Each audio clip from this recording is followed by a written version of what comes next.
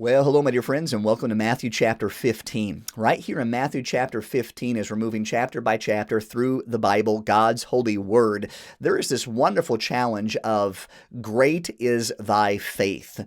And this is a proclamation from Jesus to a woman, but not just any lady. This is a lady that was not a Jew, which was a really big deal back in their day. And we want to make big deal of it today because it was important to Jesus. We find throughout the scriptures how faith is exemplified, how faith is illustrated when somebody lives it out. And this is just another one of those great stories in the Bible of something that someone did while they walked on this earth, and therefore they were rewarded because of it. My name is Justyn Smith with a Heart for Revival Ministries, a heartforrevival.com.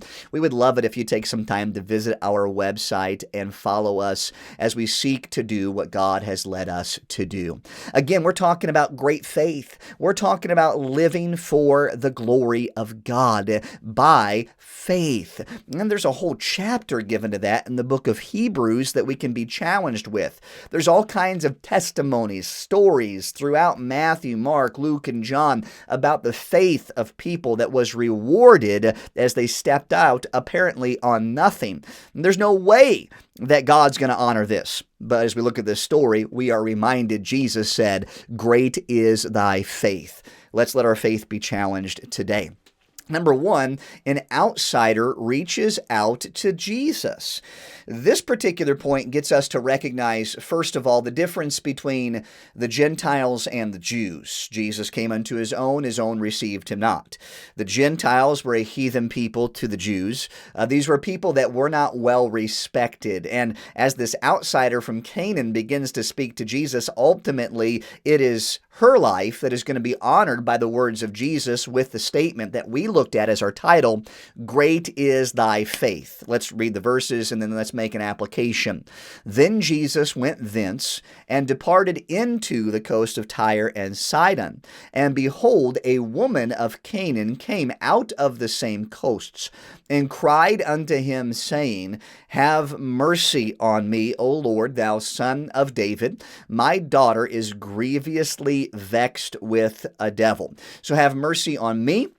Have mercy on my daughter, because of a devil. She is going through something that is not, cool. It is horrible to really understand that it is a very terrible situation. But Jesus, I am coming to you. And ultimately, this outsider is the one who's reaching out to Jesus. She understands Jesus is the hope for her, the hope for her daughter, so much that she is not turned away.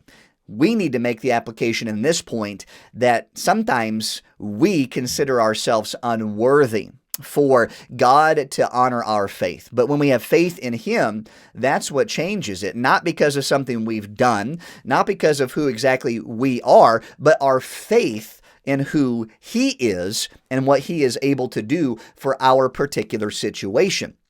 Therefore, we notice point number two, Christ held his tongue. That should say his tongue, not high tongue. Okay? Christ held his tongue. The disciples spoke their minds. Sorry for my typo there. Please understand that in these verses that Jesus is going to be quiet. And this is not the only time that Jesus is quiet in the scriptures, and maybe you can think about some of those other times. But right now we see that when this woman, who is an outsider, reaches out to Jesus about a very serious and terrible need to be fixed in her life, Jesus then responds with nothing, but his disciples sure spoke out. Notice this, verse 23, "But he answered her not a word." His disciples weren't afraid, though. His disciples came and besought him, saying, "Send her away from us, for she crieth after us." Okay, she's continuing. It's almost like that message of importunity. I'm back. Okay, I just let your master know. Maybe that's how it happened, right? They were so annoyed. They go to Jesus and said, just send her away. Send her away. Aren't you glad that the master didn't ultimately send her away? But notice the story. Okay, it gets better. Christ speaks about his purpose in coming. Okay, so the disciples come to him, and the disciples say, "Send her away. She's crying after us." Notice how Jesus responds in verse 24. He answered and said, "I am not sent, but unto the lost sheep of the house of Israel."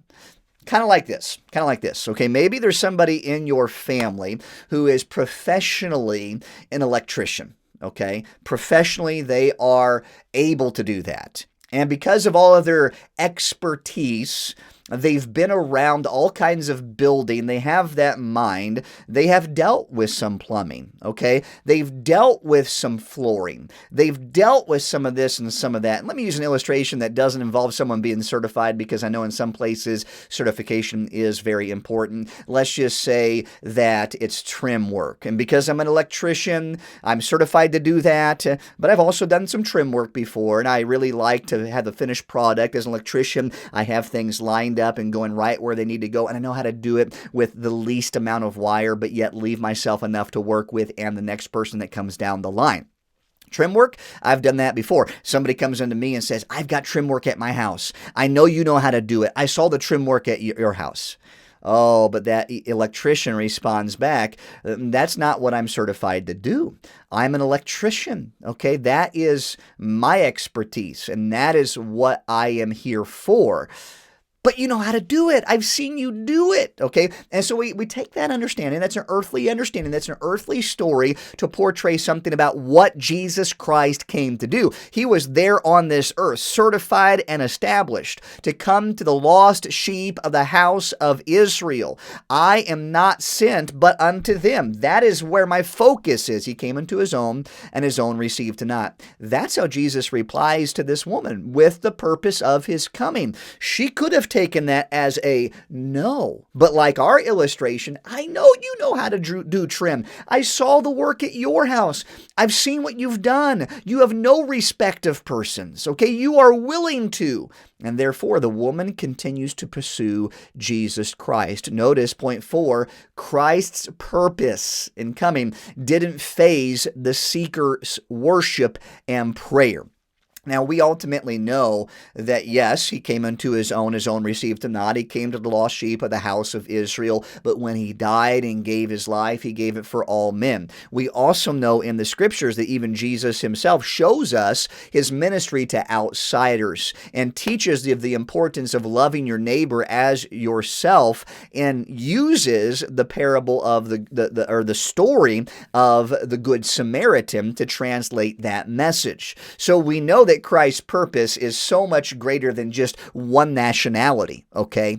But in this story, you're seeing that kind of promoted and understood, but it's not just going to be an accepting of this woman because of where she's from or where she's not from. It's going to be because of the quality of her faith. That's what's important. So notice what it says in verse 25. "Then came she and worshipped him, saying, Lord, help me." I love that, right? Okay, Jesus says, "I'm come to the lost sheep of the house of Israel." I'm not that, says the woman, to herself. But that didn't hinder her from coming in, what? Worshiping him, and then praying to him, "Lord, help me." With compassion that is made up of Christ, her hurt in his heart, she begins to understand what he is about to do. And notice this, point number 5, Christ was setting up the scene, I spelled that wrong, sorry, to reveal a powerful message of humility and faith. He's setting up this scene to reveal a powerful message of humility and faith. Notice verse 26, "But he answered and said, It is not meet to take the children's bread and to cast it to dogs." So Jesus knows, based upon the fact that she continued to worship him, based upon the fact that she prayed to him and said, "Help me," that this next statement was going to be a real challenge of her true faith, okay? Here's the statement: "It is not meet to take the children's bread and cast it to dogs." Now, she could have got offended. Jesus has said, "I'm come to minister to the lost house of Israel." Okay? Why should I cast all of my works towards a Gentile dog like you? That's pretty powerful. Okay? And in our day of political unrest, this statement would be highly frowned upon. But Jesus knowing all things, Jesus understanding what is going on in her heart, in the disciples' heart, through his ministry, begins to give this statement to challenge the faith of this woman from Canaan. Notice what it says in our point number 6, the seeker's response to Christ. How did she respond? Verse 27, she said, "Truth, Lord. Yet the dogs eat of the crumbs which fall from their master's table." Ooh, when you read that verse, there's literally so much there that states the humility and the faith of this particular woman. Look at it. Jesus is saying, it is not meet to take children's bread and cast it to the dogs. Notice this verse. She said, "Truth, Lord." She admitted it.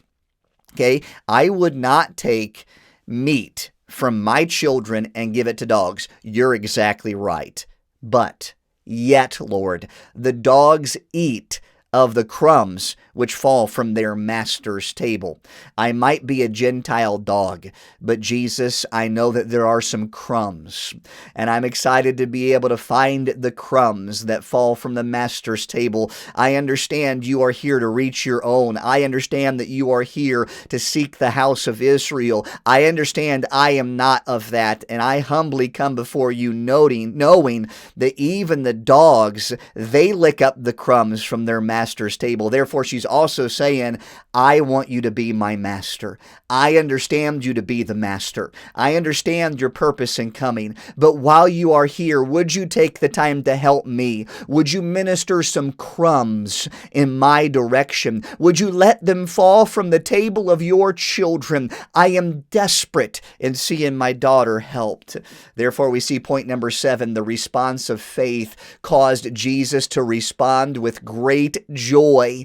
Notice how Jesus responds in verse 28, "Then Jesus answered and said unto her, O woman, great is thy faith, be it unto thee even as thou wilt. And her daughter was made whole from that very hour." What a testimony of great faith. Was it worth facing humility? Yes. Was it worth her pride of nationality being thrown down? Yes. Was the need greater than her pride of who she came from and where she came from?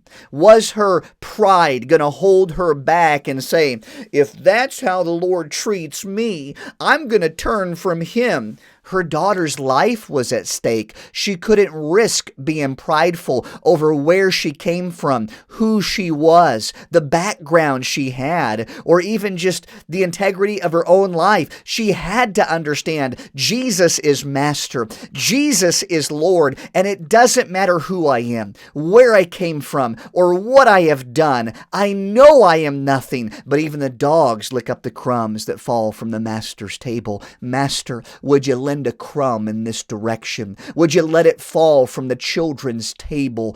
And therefore, Jesus says, whoa, this is great faith. And Jesus honored the request. Challenges me in my faith today.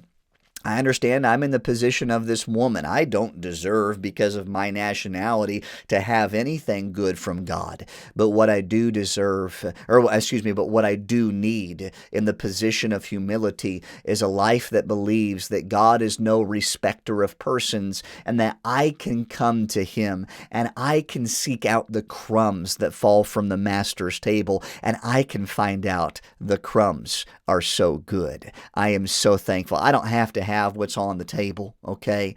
I'm so thankful He's invited us to the table. We can preach on that, but let's take some time to recognize I can be satisfied with living off the crumbs from the floor that fall from the children's meat. Great is thy faith. Have your faith challenged today to be that is truly full of good quality, and magnify the name of the Lord and get the attention of God because of the great faith that you possess. Thank you for listening to today's broadcast. I trust that you'll join us on our next one. Have a wonderful day.